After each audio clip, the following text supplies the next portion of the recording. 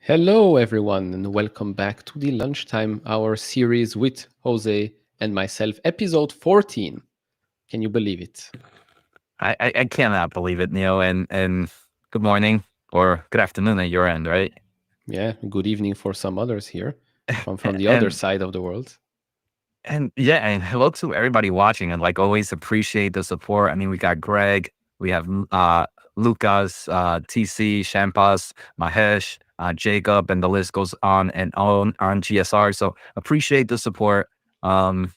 And pretty interesting day in the market. And usually I use the word interesting, Neil, when it's red. So it's very interesting for us tech players, right?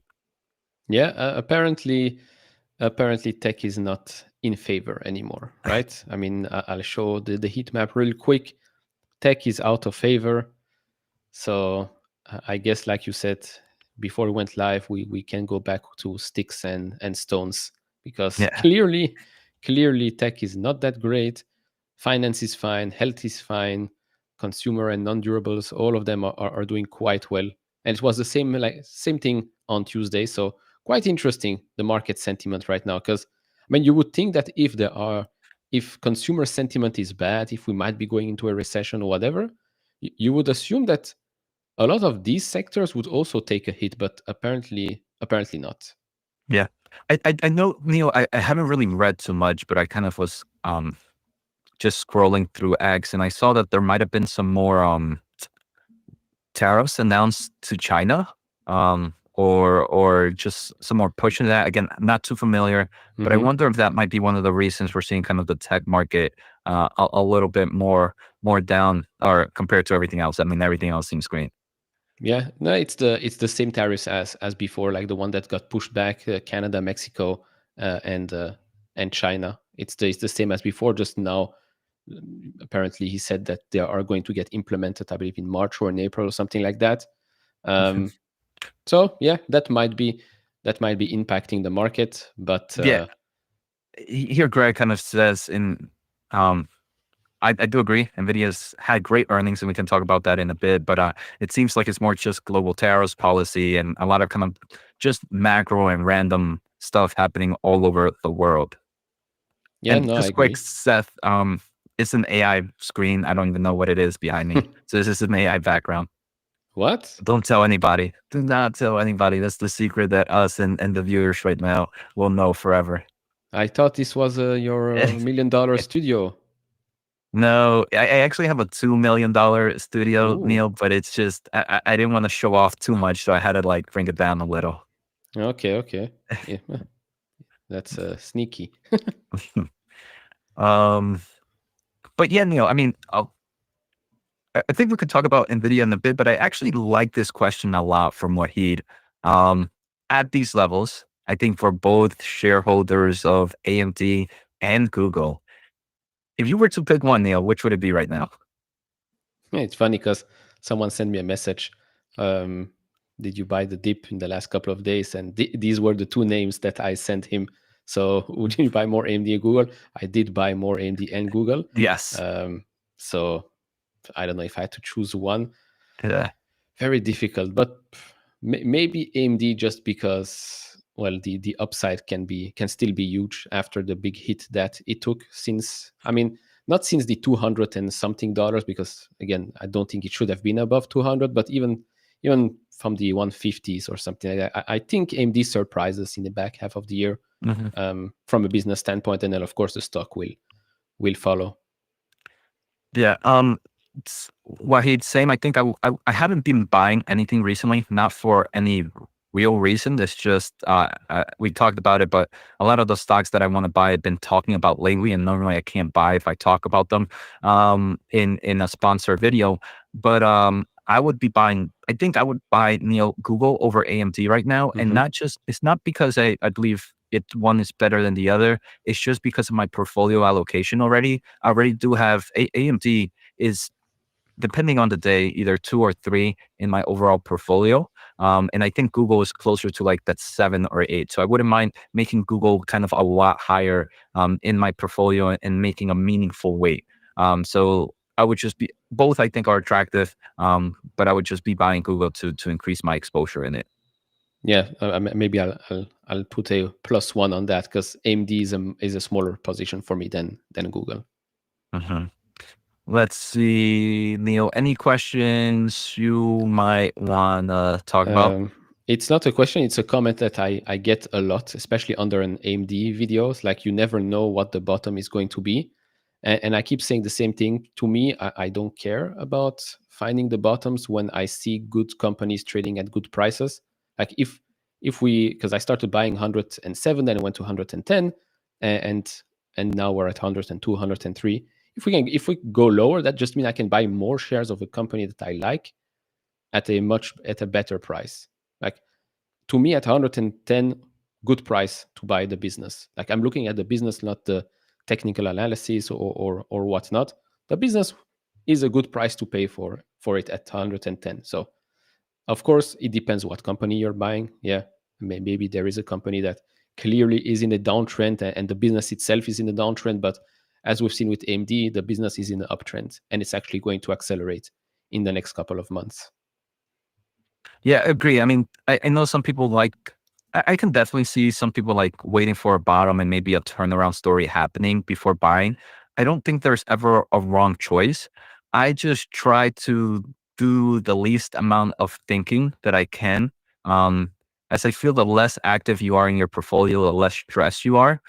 For example, Neil, I mean, Nvidia had great earnings yesterday. I did my D&D on it. I didn't really care much about the stock price. This morning, I woke up. I went to the gym. Then I went and took my little one to the park. And just right now is the first time I'm seeing Nvidia actually down 3% for the day. So it's like I could care less in the short term of things. In the long term of things, I believe sometimes you might get in a little early in forms of prices, and you might kind of have to ride the short term. But in the long term of things, this style has really made a lot of money. I'm pretty sure I bought Nvidia back then when it was in the cycle and before it bottomed out. But here we are in a new cycle, much higher than it was before. Yeah, and maybe Nvidia is the new Intel. Who knows, right? Because I mean, the stock has done basically nothing in the last, I don't know, 9 months or something like that. So yeah, truly, truly a garbage company. The And next this is waste what management. this is what gets too crazy right now. It's like I feel Nvidia is going to become unpopular for some time because it's not going to give us returns.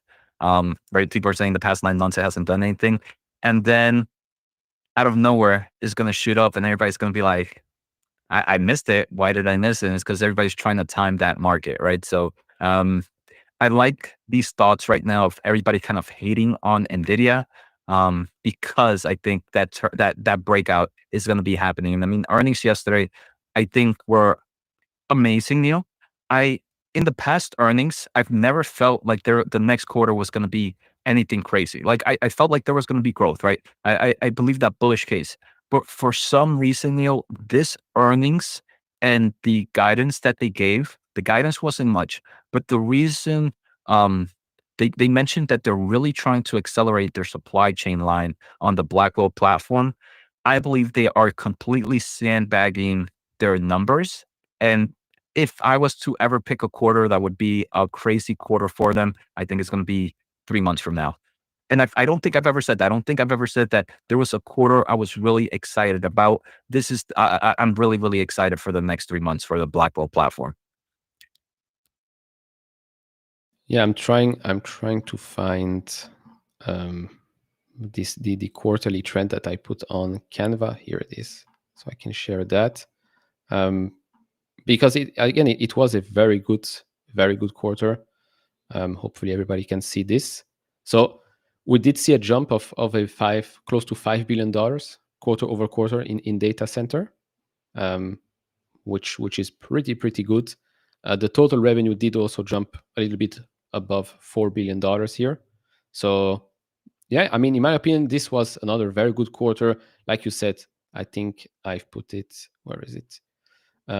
They said this, like they delivered already $11 billion of Blackwell architecture revenue in the fourth quarter, which is insane. It's like incredible. And then look at this free cash flow. Free cash flow Yeah. basically more than doubled. And like, we're not talking about $1 billion in free cash flow going to $2 billion. We're talking about 26.9 to over $60 billion, like in 12 months. It's insane.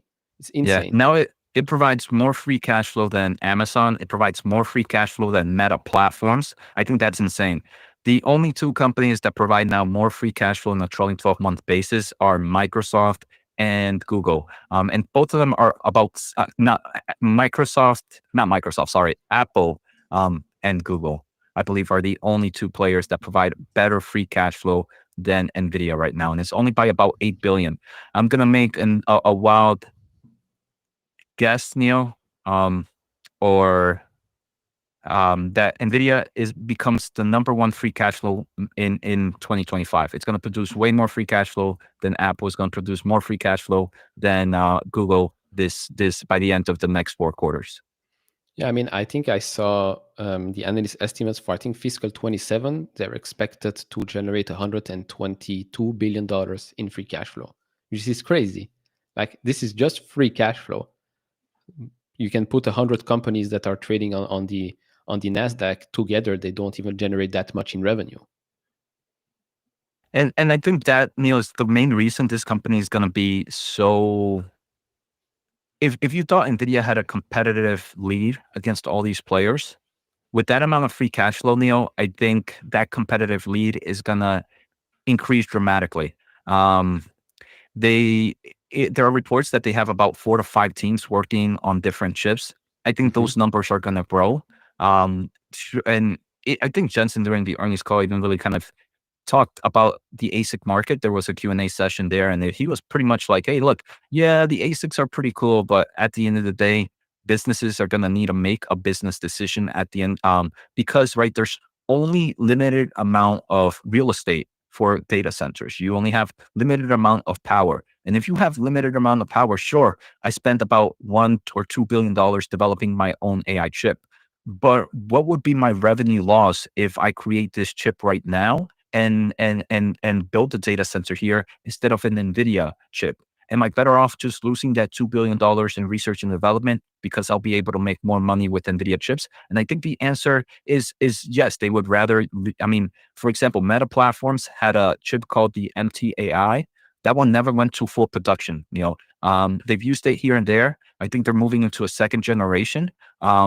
But we'll see. Microsoft had another AI chip as well. Theirs never went to production. They're still mega big customers of Nvidia, and it's because Nvidia continues to lead that lead. So I think this ASIC race or big tech investing in their own chips is, to some extent, maybe a fool's errand right now. Yeah, I mean, they basically said this, right? About custom chips, like, just because a chip is designed does not mean it will be deployed. It's all about the software ecosystem, the developer base that Nvidia has, and that's their huge advantage. So it makes sense. I mean, we've been talking about that. A lot of the big tech companies, yeah, they do design their own chips, but most of it is just for internal workloads, while they're still buying quite a lot from Nvidia, from AMD. Were you also surprised when you heard this, that Blackwell was architecture for reasoning AI inference, like that they basically made that step already from Yeah, training to inference?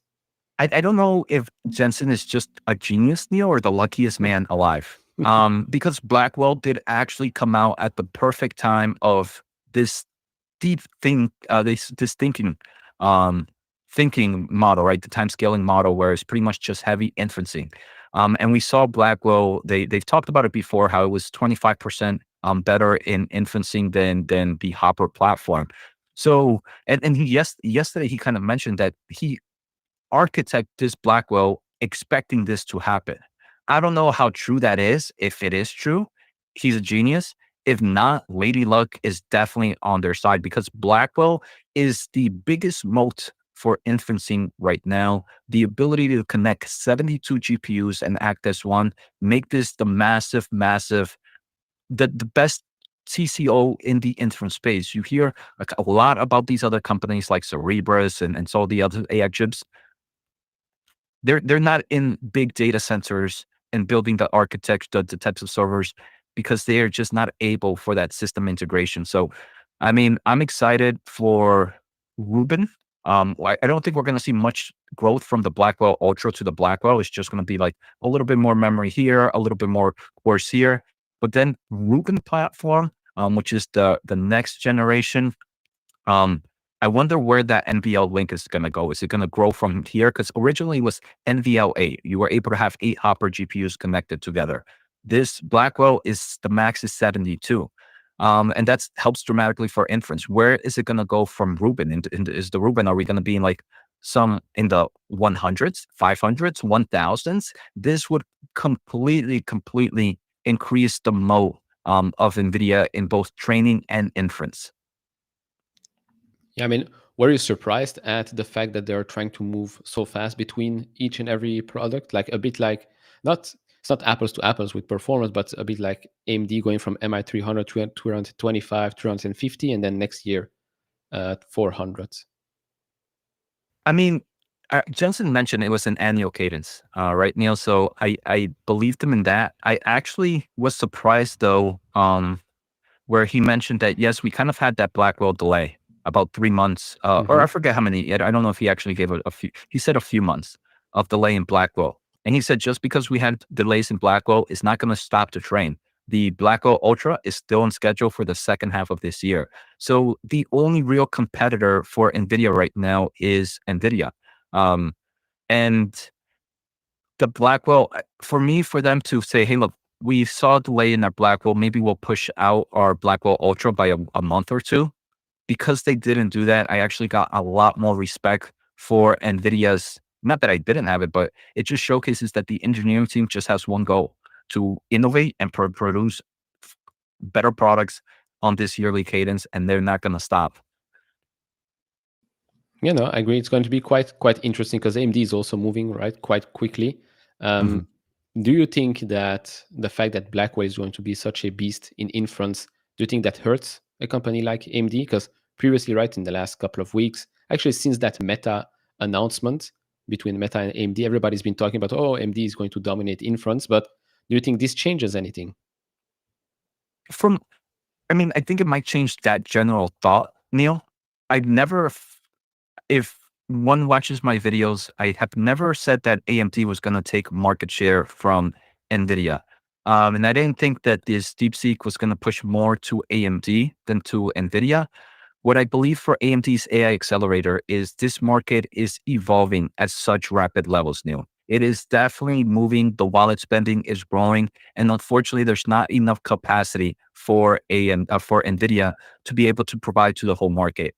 And because there's not enough capacity, I think players are going to say, "Hey, look, yes, AMD software might be worse than Nvidia's, and there might be a little bit more friction of adoption, but I need that compute power. And I can't wait for the Blackwell. I can't wait for all these other products out there. I have to get what I can right now. So the market share expanding for AMD is the biggest thing. And if they do provide better TCO, if they improve their TCO, if they improve their software and try to reduce that friction to jump, it would be good. But at the moment, I don't see AMD taking market share.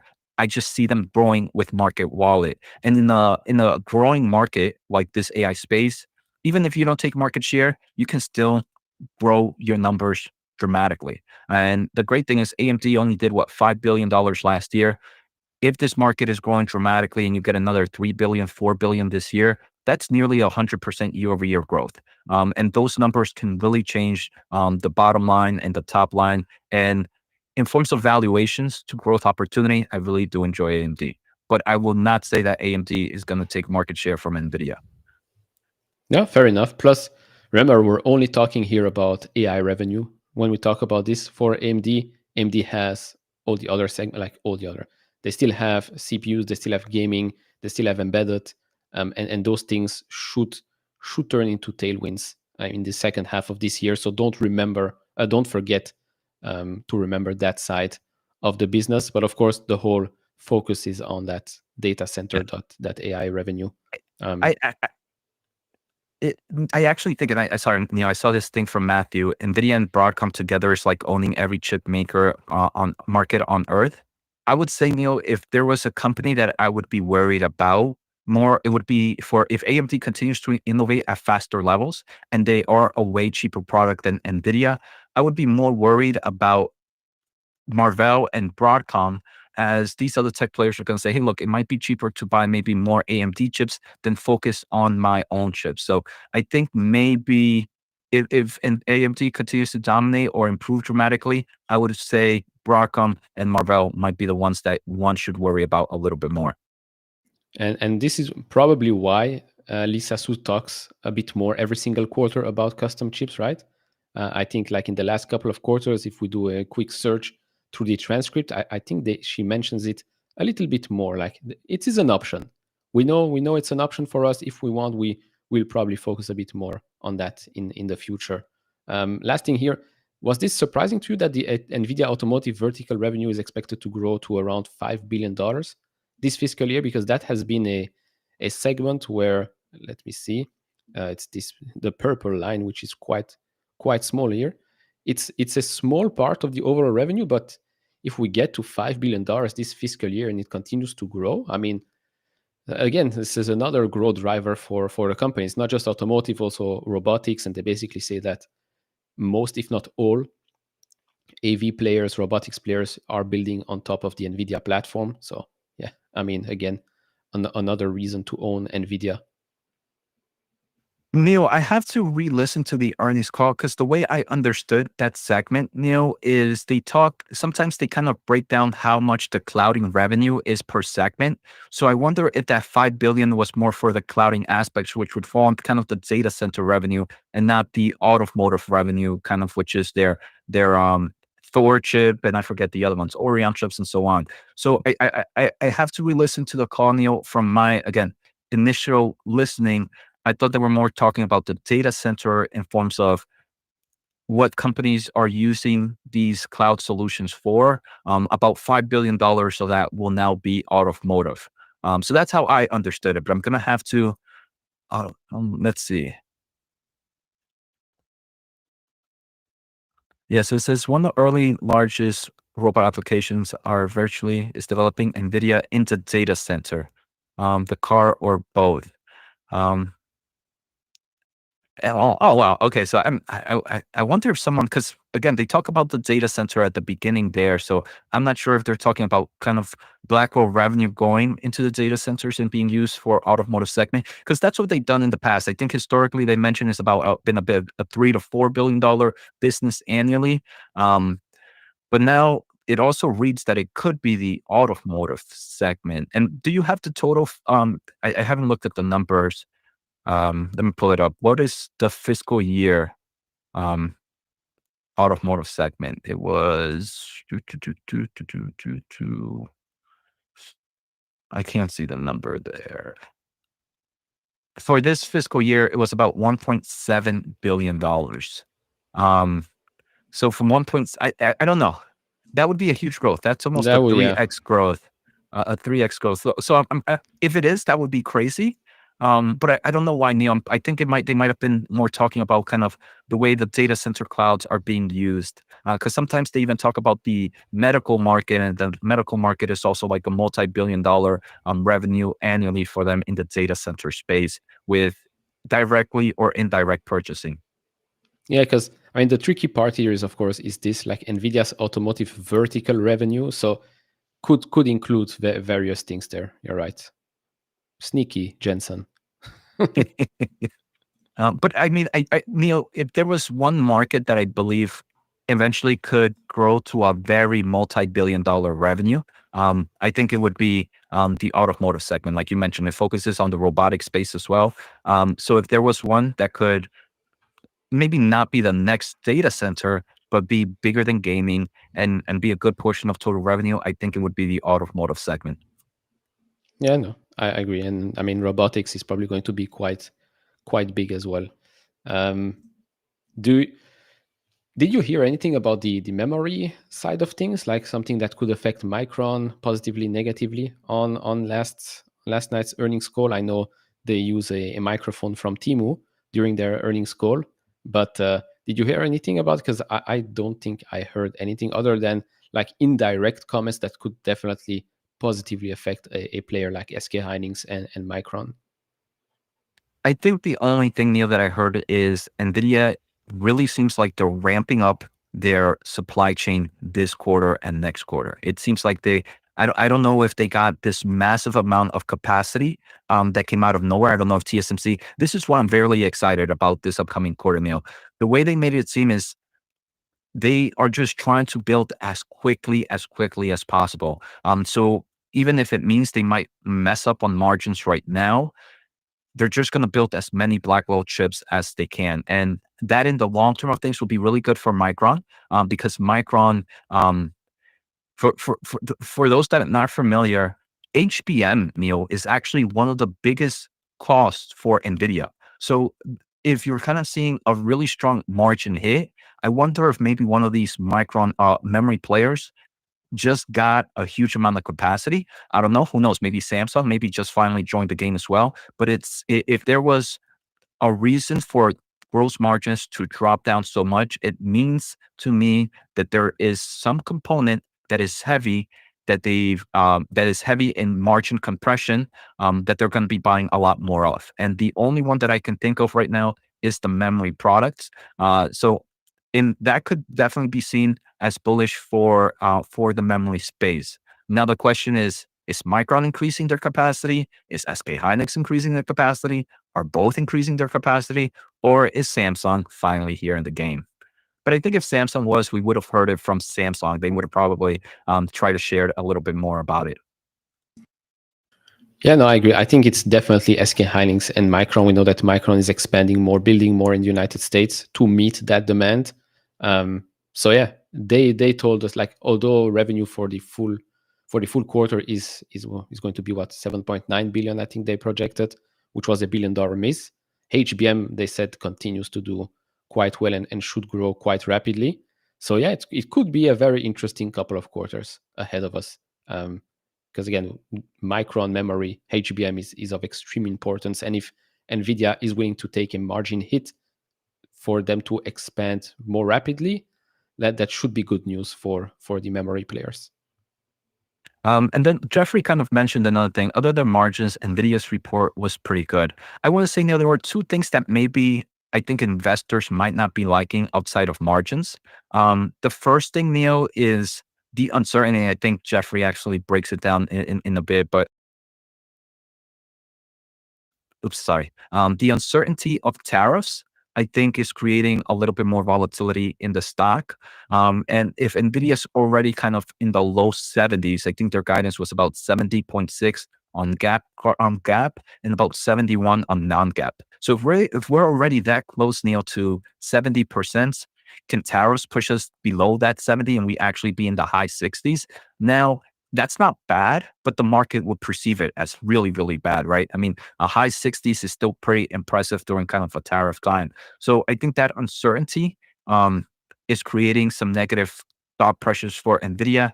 And then there was no real reconfirmation of future if there's any more export restrictions that are going to come out with the administration. Are we going to stop selling the H20 to China? So I think those three things: margins, tariffs, and export restrictions to China, are creating some fears. I think in the short term, they can definitely move the stock. In the long term, I believe nothing to really worry about. No, well said. Agreed. I mean, they did say that the China revenue as a percent is going to stay the same thing, so it's not getting worse. Of course, it's not getting better either, but at least there is that. So it's probably more macro related right now, right? Consumer sentiment, tariffs, exports control, etc., etc. Because if this was any other company that reported these kinds of numbers, stock would have been up quite quite significantly. So apologies on my mistake of the prediction video 2 days ago. I thought this stock was going to surge, but I guess not. I guess not. So this is my fault. This -3%, plus their own fault because they suck at buying microphones. Neil, so here in the second quarter of 2025, Nvidia's free cash flow decreased from 14.9 billion in the first quarter to, I'm not sure what quarters you're talking about, Mark. If you're talking about second quarter of 2025, first quarter, I haven't really looked at those numbers. The only thing is, um, in free cash flow, obviously, if the company spent a lot more money on, I know, for example, this quarter, quarter four, we saw a decrease in cash flow, I guess, from last quarter, Neo. And my thought process is they're spending, excuse me, a lot more money on some of the manufacturing stuff. With the we've kind of seen a hit in gross margins. So if there was a hit in gross margins, then that means that some products might have gotten more expensive, right? You might have seen something in the supply chain got more expensive. So it just tells. I don't think it's any. It's just it follows through with the margin numbers that we're seeing. Yeah, no, exactly. I think he was talking about maybe a couple of quarters ago, because this quarter, yes, it's down $1 billion or so, but we know why. Um, like this is also why margin got hit. So I mean, still quite good, right? They went from $11.2 billion same quarter last year to now $15.5 billion. So all in all, quite good. Taking a small margin hit to grow quicker is, in my opinion, a good thing, especially as they prepare themselves to exit 2025 in a very good position to launch Rubin after that. Neil, I haven't really followed this one much, but I think have you done the video since they reported their numbers? I think we made the perfect guess that it was going to be a buzzer beater, um, and they did. I think it was like the after the market closed where they reported some kind of filings. I'm hearing from just the chat here that the filing might not have been as perfect as many might have expected. So, any thoughts here, Neil? Yeah, so I did a quick reaction video after they did beat the buzzer, but yeah, essentially they filed the 10K, the 10Qs that were missing, so they're not getting delisted, but that's fine. So you have that delisting risk that is gone.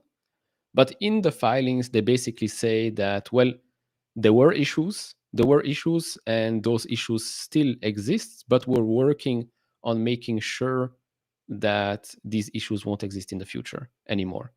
Which is quite strange, and which is probably why we haven't seen the stock like really explode. Because what have they been doing since August? Like the filings is one thing, like the missing 10K, 10Q. Of course, you have to wait for the auditor for him to sign off, etc., etc. But the issues inside the company, this could have been done already in the last 8 months or so. So that's probably why Wall Street is still not that happy, because essentially, other than them filing on time, let's say on time, couple of hours before the deadline, nothing much has changed. Like the issue still exists. All right. No, yeah, definitely have to look at that one. Um, Again, this week has been at Nvidia just thoughts for me. Now this is afterthoughts. Um, and then eventually I get back to the market.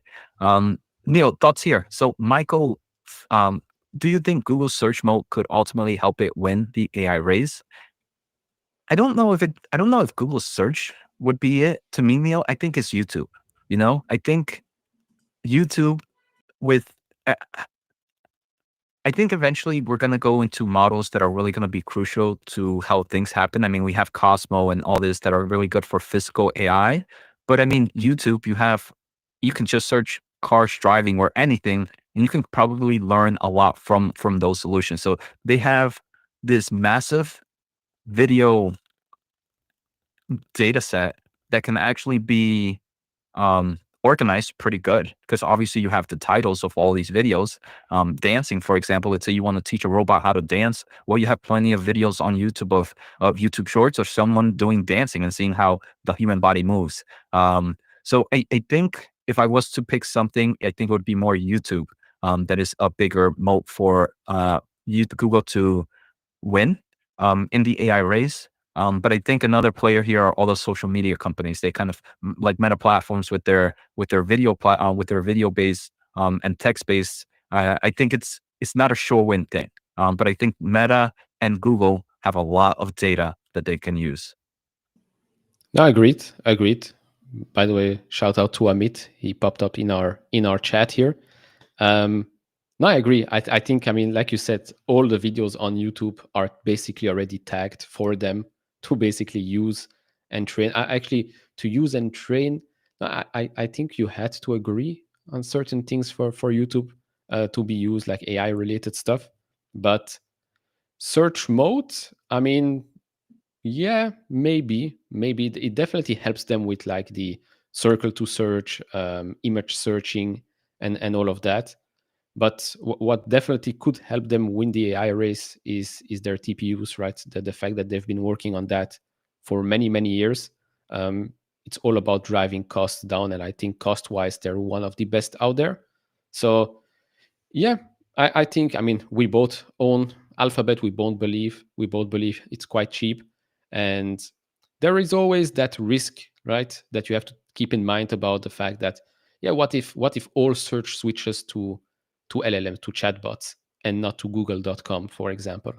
Um, that could definitely hurt their cash cow, which is advertising, search advertising. But until we reach that, I think we will see that in the numbers. And so far, the numbers don't show me anything, any cracks in that business.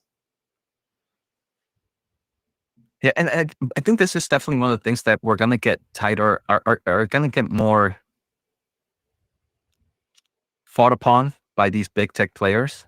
Maybe at the beginning, it's like, hey, look, we're just evolving. But as I think we continue to evolve in this space, I think a lot of these companies are going to be fighting to make sure that no one's using their data to train. So it's definitely going to be crazy in the upcoming years with big tech players trying to make sure no one else is using their products. Yeah, I mean, lots of licensing agreements, I think, will happen. We've seen that with Reddit, for example. Um, but yeah, Google has Google search, and then they have also the number two search, which is basically YouTube. So yes. Shout out. It's a shout out to the AJN ticker or JAN or Naj. Onage.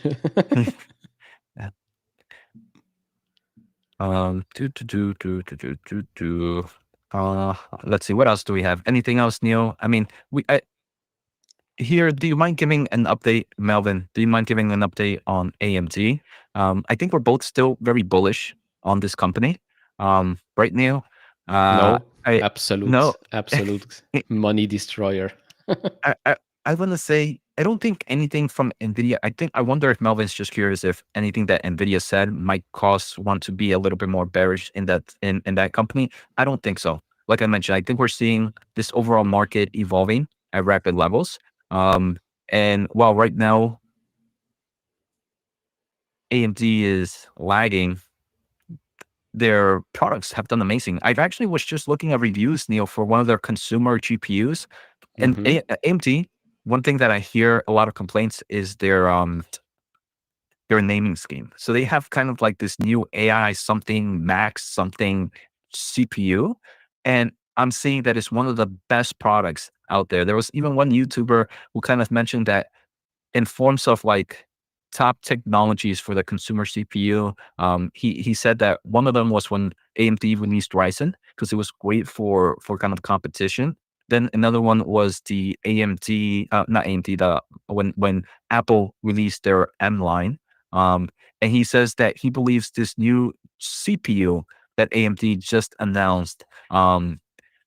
Again, it's a CPU, but it's running games at 1080p without a discrete GPU, and it's running it at great levels and it's at cheap price. So he believes this is going to be one of the AMD's kind of great products that can lead them to get more market share. So sorry to say that for Intel, but Yeah. But no, you're basically repeating what I told you last week, and this was from Dave 2D, his review on oh, that you were laptop. talking. I didn't know if it was that. Was it that one? I'm like, I feel It like I've was heard of that this one, yeah. before. I'm like, I'm listening to him, to you telling me this story. I'm like, wait a second, I know that story from somewhere. I was I'm looking for a new laptop, so I was just looking at some YouTube reviews, and for some reason, even though I'm looking for one with the discrete GPU, but that one keeps coming up. Yeah. No, it was a great review, and actually it gives AMD huge opportunities for the future. And by the way, here was Lisa Su's last tweet on X, talking about the Radeon RX 9000 series. Apparently tomorrow there is something coming out. Like, tune in tomorrow for all the details. So I guess they've got something cooking there in the background. Yeah, and I mean today, Neil, also something pretty interesting for just the AI space, and obviously can benefit a lot of these AI companies. OpenAI is going to have a live stream in a few hours from now. Um, I forget what time it is going to be, but I think it's about maybe 3 hours from now. So one thing that really has me excited about the AI space is continued innovation.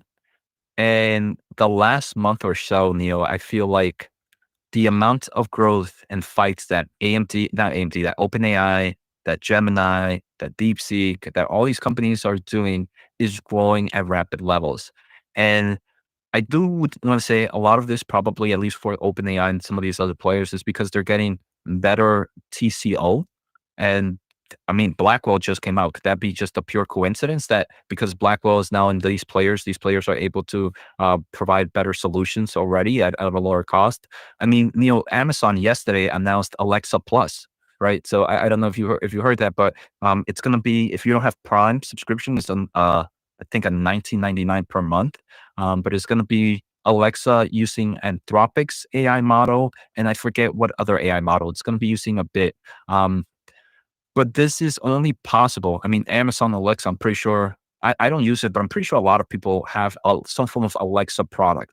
Um, and the amount of inferencing that you would need for something like this would be crazy if everybody is using it. Obviously, I don't think everybody's going to be using it.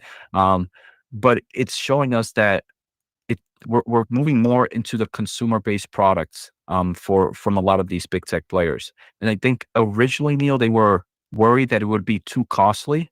Um, but if things get cheaper and cheaper, you're going to need a lot more inferencing overall.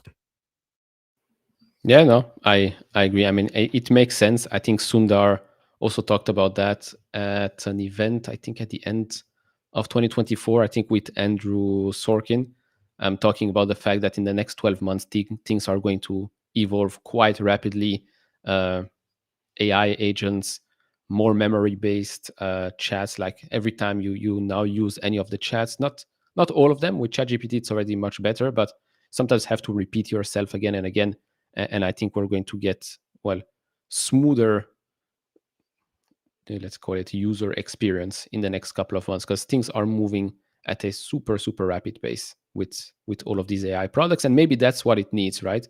Because we've been hearing about AI PCs, AI this, AI that, but at the end of the day, does it make my life easier? How does this make my life easier? And with high personalization, I think that's how they achieve mass adoption. Um, Let's see here. Matthew Johnson. I know gaming sector is small for Nvidia, but it's almost seems like AMD can take a decent market share with the Nvidia 5000 series not getting good reviews. Um, I think in the gaming market, that's definitely going to be true, Neo. I think that now the 5000 series, though, is going to be getting the eyes of maybe more machine learners, engineers, of maybe more content creators, because you might not see huge improvements in gamings in frame per second unless you use kind of that frame generation system. I forget what they call it.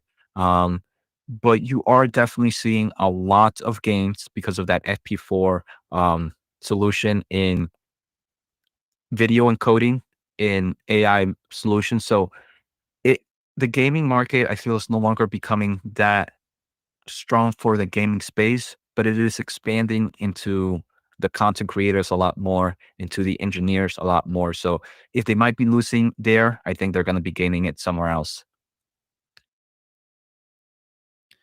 Um, yeah, I mean, I have to touch on this comment. Uh, so Neil is bearish on AMD, and against Jeremy's belief, I I own AMD. I mean, it would be funny. It would be funny if I own AMD and I'm bearish on it. No, I own AMD and I'm pretty bullish on the stock. So you must be mistaken me with another couch out there. Although I have I, the I, fanciest one. I think he didn't grab your sarcasm. I think one earlier I asked something about AMD and you said no, I'm bearish on it or Yeah. something like that. Apologies. Maybe I should have like a sarcasm sign when I say these things. Um, Ariel Arbeto asking here about Grab. I know Grab has been grabbing a lot of attention in recent weeks. Before this is the dad joke royale here. Um, Before the earnings, like so much attention, and then boom, earnings, and then the stock drops 10% or so. It's a very interesting company, although I do think it was a bit overhyped for a couple of days because it was all over X, like all over the feed. I like the company. I've talked about this company, I think, in November. Um, Very good company, growing in a growing geography. It's a very interesting concept. Like in the West, we don't really have that many. Actually, we don't have any super apps. But in Asia, like in China, you have WeChat. Grab tries to be the Southeast Asian super app.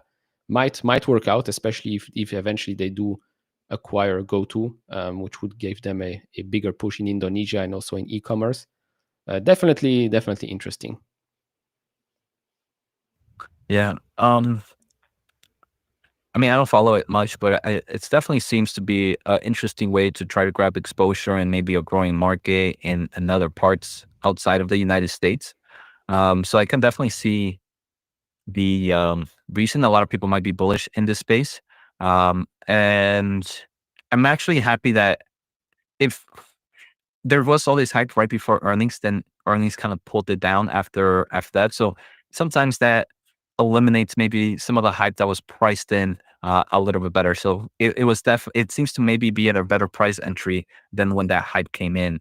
But definitely seems to be like one of those. I don't know if I would call it high speculative, high risk, but it's one that I would feel you need to understand how that market is evolving to really be able to withstand the volatility. Because I'm gonna guess it's gonna be a very volatile stock. So for volatile stocks, Neil, I feel like you need to understand that business really, really strongly because you these are the stocks that some people have extremely cans. If it drops 10%, they think their thesis is wrong. They sell out. And who knows, the next day it goes up another 15, 20%. You're like, oh, what did I miss out? So knowing these companies that are highly volatile and if they are a good portion of your portfolio, I mean, for anything, is key. But I think with highly volatiles, that's even more crucial. I mean, talking about volatile stocks, I think we have to talk about Tesla, right? Tesla under $300 right now. Blake saying that I am bearish on Tesla, although it is my number one holding. I'm not bearish on Tesla. I'm realistic. Like when this was trading at 430 or something like that, when it went basically doubled since the election, then went up after the earnings report, which, let's face it, was not a good one. I was profit taking and I set realistic expectations. And so far, I guess I am proven correct.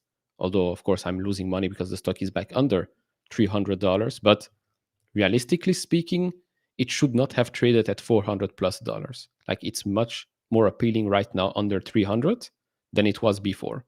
Not bearish on Tesla's future, but when it was above 400, I've heard some crazy talk about the company, like, oh, they're going to launch this, they're going to launch that, it's going to take the whole market, etc., etc. Like, I've been a shareholder of Tesla for a while. I know you know the Tesla story with Elon Musk and all of that. Deadlines usually don't get met on time. Like, it happens, but usually takes a bit more. Usually takes a bit more time. And believe it or not, there is an Elon Musk politics effect on the stock right now as well, which is probably also why the stock is down a little bit. But I would still say that this is a very good company to own in the future. Energy, automotive, I mean, autonomous vehicles, robotics. So if you like these types of industries, Tesla is definitely a name to own. But yeah, I was skeptical on the stock price above 400, not bearish on the company. Yeah. Yeah. And I actually am the same way for a lot of stocks that I own. I could be bearish in the short term, but bullish in the long term. And what I mean is I sometimes discuss it as being patient investors, where, for example, there were times when Nvidia a few quarters back was sitting at 150. And I personally said, I'm not trimming any positions, but I wouldn't be buying at these levels. And then we kind of get those opportunities where the stock dropped to 105, 115. And that's where I would say this is where the patient investors win. And very similar, I think that patient investors now, I feel like the market hasn't really moved on Nvidia for a long time.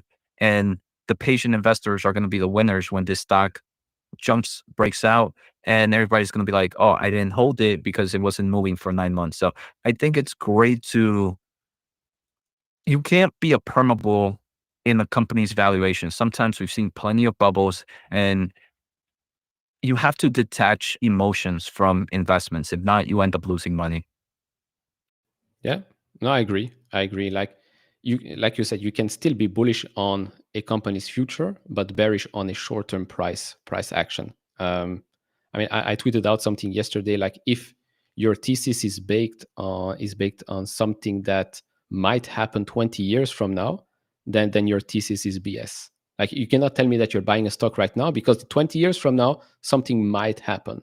Like, we don't even know what might happen 2-3 quarters from now, and you're telling me you're buying stuff because 20 years from now XYZ might happen. Not XYZ block, square, whatever, but XYZ the example. But yeah, with Tesla, I mean, it's always nice to hear Elon Musk talk about the $1 trillion of opportunities in the earnings calls. But again, usually when he talks about these things, it's either super long term, and it might also just not happen, like the tens of trillions of dollars in potential revenue. Like, okay, cool, but let's dial it back a little bit and be a bit more realistic for the moment. Neil, we had Jonathan here come in a bit late. He says, late here to live, but which Max 7 do you guys think look the most tempting to allocate right now? I think we know Jonathan, the answer. yeah, I think I mean, for me, because I already own such a big position of Nvidia, I'm going to say Google. If I didn't have a position in Nvidia, I think if I didn't have a position in Nvidia, Neil, I would, at these levels, I would try to get a 5% at least exposure into this company. I think it's at a 5% is great to be able to still benefit from gains, and kind of control some of the risk. But in forms of just pure valuations, I think Google is my favorite at the moment.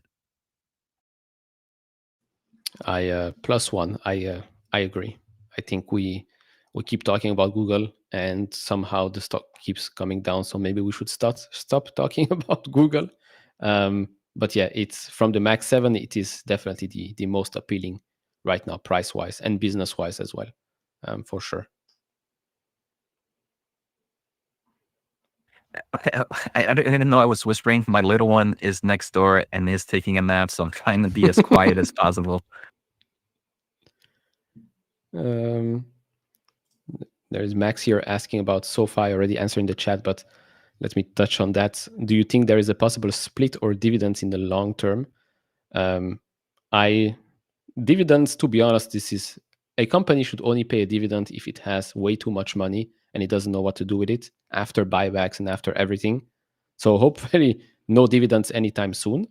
And a split, well, we're now at what, $14 or so. I mean, for them to consider a split, they'd have to be at 500 plus. So no split, no dividends. Still very bullish on the company, but any company that anytime I hear like someone talk about, oh, Amazon should issue a dividend, or when does Tesla issue a dividend, blah blah blah, I'm like, why? First buy back as many shares as possible, and then only talk about a dividend. Yeah, I was hearing the same for like in Nvidia, lately. It's like, hey, could this stock just use all that cash for dividends? I would personally prefer not to. It might provide some short-term excitement, but I don't think it's best for the company. And I actually want to get this question. Sorry, not that one. This one from Scoops. Hey, Jose, what are some networking companies that Nvidia heavily relies on? So I don't know, Scoops, if you mean, because NVIDIA has a lot of their own networking solutions, like Spectrum X is one of them, and I forget the other one, Infinite Band. So I don't know if you mean what components NVIDIA uses to create its own core networking solutions. That I'm not too familiar with the supply chain. Next, if you're asking, because you can use NVIDIA's products with either their own networking solutions or kind of third-party networking solutions. Third-party networking solutions would be something like what Cosmic just mentioned, Arista. Arista does provide them, and whoever their competitors are. So for third parties, it's just whoever the market player leader is, and I'm not too familiar. For components, for their own core products, they don't really mention who's in that supply chain line.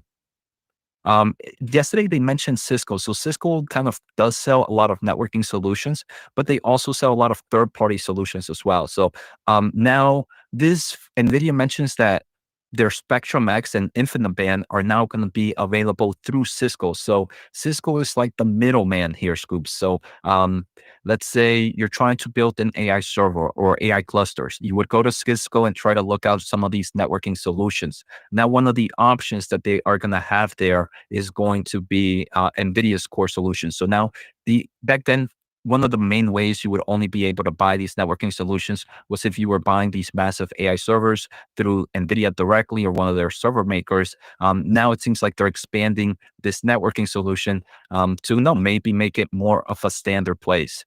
So Cisco would kind of be like that middleman that would allow more exposure to NVIDIA's Infinite Band and Spectrum X networking portfolio. I have a question. Do you enjoy your Nvidia Muted, dividend Neil. Am I still muted? Maybe not. I think I had muted my headphones. I was asking if you enjoy your Nvidia dividend of a cent per share. Of course. I can't Like, wait till it goes to a cent and a half. like every time I watch the cash thing and it's like, oh, we paid a dividend per share of 1 cent. I'm like, wow, so generous, Jensen. Amazing. Stop paying a dividend and start buying studios so you can have a normal conference call. Like, it's really horrible. Yesterday was probably one of the worst ones. Like every time Colette started to talk and like something interesting or Jensen said something interesting, cut. And I'm like, oh, come on. Yeah, it was weird because I was listening to. I also had a live transcript open, Neil, and the live transcript would sometimes bleep out, but some of the times it would still keep going. So I wonder if there were certain areas that were getting better traction, better response than others. Interesting. I mean, sometimes the transcripts are funny because they don't always transcribed correctly. Like sometimes for Nebius, for example, if you go on their transcript and you look for Blackwell, sometimes you can't even find the word Blackwell because it's completely something else, like Blockwell or whatever. Quite funny. PayPal is now back into PayPal territory for sure. Like PayPal is now the Alibaba of before. Like this thing, great valuation, doesn't make any sense, super cheap, but it just doesn't move. Just doesn't move. Like they had their investor day, amazing investor day. I still have to make a little review video about that, but extremely undervalued, and it's basically an Alibaba. Doesn't move.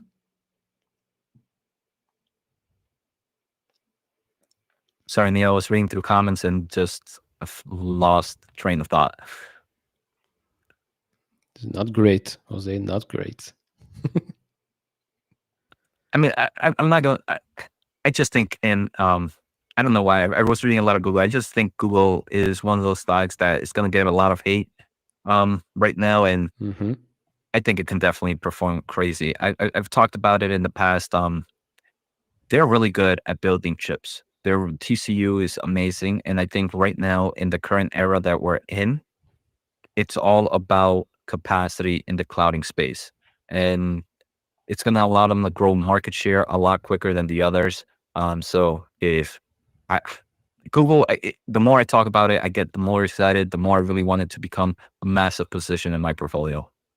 No, I agree. I think there is still like that um, trial or whatnot in April or in May, if I remember correctly, about the Chrome aspect that they launched last year. DOJ investigation? No, not DOJ. Uh, what is it called? FTC. Um, so yeah, that might be one of the reasons why the stock has been a bit under pressure. But yeah, I don't think anything will happen with that. We have SoundHound reporting after hours, among other companies. What do you think? What do you think happens? I mean, the stock is already back under $10 now, which makes more sense than before, but still, in my eyes, a bit did more expensive. did Nvidia sell out of this one, Neil? Yes. I don't know. I mean, the market is weird. It's really weird. Um, I'm not bullish in audio AI right now. Um, I think SoundHouse are those stocks that have growth opportunities but high risk. There's a lot of competition in this space. So not one that I would own. Um, but whatever I'm gonna guess with the stock, I think it would do the opposite. But after having it, I think it's down nearly, like you mentioned, nearly 50% from its year to date high. And going into earnings, maybe that's what you want to see. You want to see maybe not too much hype in the stock. Yeah. But still, I mean, if they still grow their losses, margins are not going to go up. And now there's no Nvidia that's coming to save them, right? Because they're not in the 13F filings anymore. So yeah, I mean, we've been saying that for a while. We don't see a moat in that business. Although I know plenty of people think there is a moat, and the company thinks they have a moat. I just don't see a moat in that business. Neil, I think they have a niche. I don't think they, right? I think, Mm-hmm. and I think there's a difference between having a niche and a moat. They've created this niche within the audio space, which maybe big players don't really want to enter because a niche space um, might not just make sense for them. They might just want to do kind of general audio. Um, that niche is not necessarily a heavy moat. Obviously, they have some improvements and lead because if you choose a niche, you're able to advance a little bit faster than anybody else, especially anybody that's doing more general bases. But it's not something we've seen right now in the AI space that if you have more capacity, you'll be able to grow faster in whatever type of model. XAI did it perfect. It showed it perfectly that they've gotten to supposedly, I would differ, but supposedly close to OpenAI's models just because they had more capacity. Yeah, agreed. Agreed. We've reached the hour here. Are you looking at any specific companies tonight after the market closes, or is it your day off after a big one yesterday? I think it's going to be my day off. If the only ones I would be more just SoundHound in general, even though I don't like the stock. I like listening to advancements in technologies. So just for more of the advancement there, and then Dell Technologies. Obviously, they're a big player in the AI space. So in the AI server space. So Yeah. I would those two just for more data points in this AI thesis of mine. Okay, that makes sense. You, Neil? I have the local tonight after hours, personal holding. I really hope and Rocket Lab, yeah, Blake, thank you for the reminder. The local and Rocket Lab. Um, I think Rocket Lab is going to be more about guidance if Neutron is still on track or no. There was a stupid bear report that came out that really made zero sense. But yeah, it's all about Neutron launch dates and maybe new contracts that will move the stock, and D local it's about margins. If we are continuing, because last quarter margins were already better than expected. Let's see that continue, and I think I'll be happy. I'll be happy. So, yeah. All right. I just want to say thanks to everybody. I mean, we had a nice amount of people today, Neil. As always, long-term investment. So days like today seem sucky, but at the end of the day, if you're a long-term investor, I'm pretty sure a year, 2 years from now, this is just going to be noise. Agreed. I mean, if the neutron rocket is called Jimmy, that would be very funny. I'm not gonna lie. But yeah, thanks all for joining. You'll see us again every Tuesday and Thursday. Hopefully, by next time the markets are greener than today. And if not, well, doesn't matter. We'll still be here. So, anyways, thank you all for joining, and we'll have already a pretty